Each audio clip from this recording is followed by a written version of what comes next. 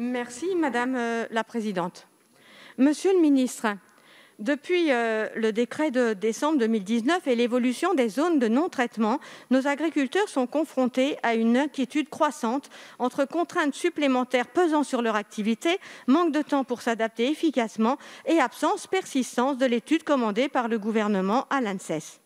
Cette décision, en plus de l'intervention du Conseil d'État qui a demandé au gouvernement de clarifier sa copie, met à mal le monde agricole.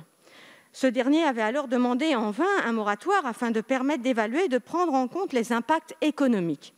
Car nos agriculteurs s'évertuent, vous le savez, à se conformer constamment aux évolutions réglementaires qui les concernent, notamment par exemple en investissant dans les buses antidérives, en s'obligeant via des chartes à agir sans vent.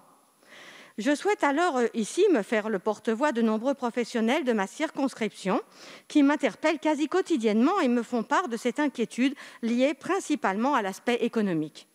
Alors que les aides concernant le gel de l'année dernière n'ont toujours pas été versées dans leur totalité, les agriculteurs sont réellement inquiets du terrible manque à gagner que les réductions géographiques de parcelles exploitables vont inévitablement entraîner via ces ZNT. Alors, Monsieur le ministre, quelles compensations seront proposées aux agriculteurs, aux professionnels de la filière pour pouvoir pourvoir à cette perte sèche de revenus? Quand interviendront-elles et seront-elles sécurisées juridiquement?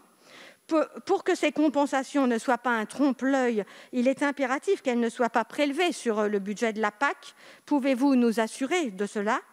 Monsieur le ministre, vous connaissez le poids qui pèse sur les épaules de nos agriculteurs et de votre réponse dépendent de nombreux espoirs et ils attendent beaucoup des éléments que vous allez leur apporter. Je vous remercie. Merci, cher